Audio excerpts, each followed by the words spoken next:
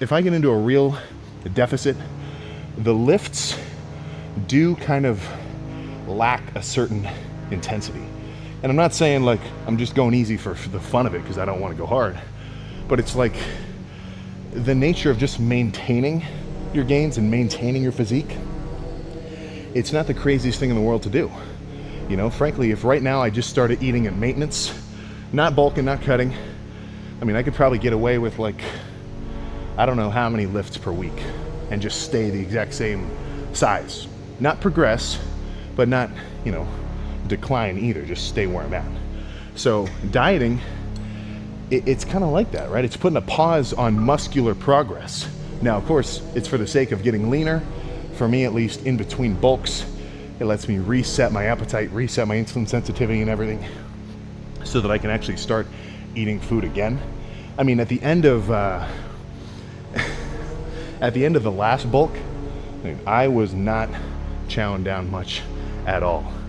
I essentially taken my system to a point where it was like, yeah, Sam, no more food. We're good, right? But after that whole dieting phase and essentially a break, right, it's building up that freaking, you know, kind of appetite, that hunger. And now, I mean, even eating like 3,800-ish calories a day, I'm still not even really pushing it either. That's easy. So I want to continue to increase my calorie intake slowly so I can keep progressing. Not only size-wise, but also intensity-wise. I mean, I want these lifts to be triple the intensity by the end of this bulking phase than they are now. Now, that might be an exaggeration, but it's kind of good to take things to the extreme, because at least if you fall short, you still got somewhere, right? But that's definitely the benefit, I think, of bulking and dieting back and forth like that. I'm not saying to an extreme, don't get straight, you know, 30% body fat in a bulk, and you don't have to diet down to bone dry peeled in a cut either, right? There is kind of a good ebb and flow, but, you know, taking a break from one to do the other, shit, man, absence makes the heart grow fonder. So if I don't bulk for 5 months, you can be pretty damn sure I want to come back like a freight train. And if I haven't dieted for maybe another 6 months or 5 months, then, you know, the same thing's going to be true in reverse.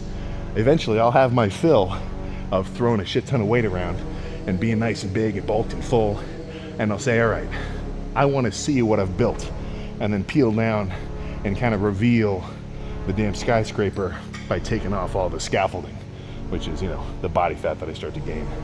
But in either case, you know, you can't be, I mean, I say this a lot, this will be my last kind of shtick before we get out of here, but don't look at the negative side, right? Everybody loves to highlight it.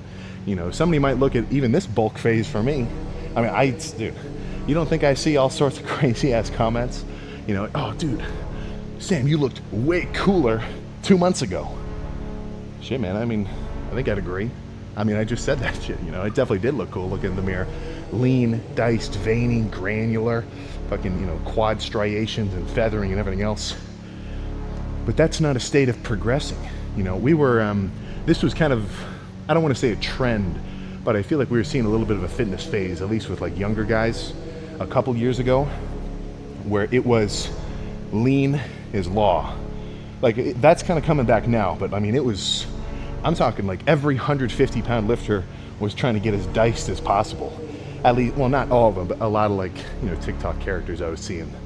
And it's like, dude, there's no point getting a fancy ass paint job on a beater car, right? You got to fill that shit up on the inside, swap the engine, get a new transmission, you know, build up a solid framework first. And then once you start to peel down, you've at least got something to show for it, you know? So that's what I like about the back and forth, because I mean, it's like by definition, for me at least, the best of both worlds.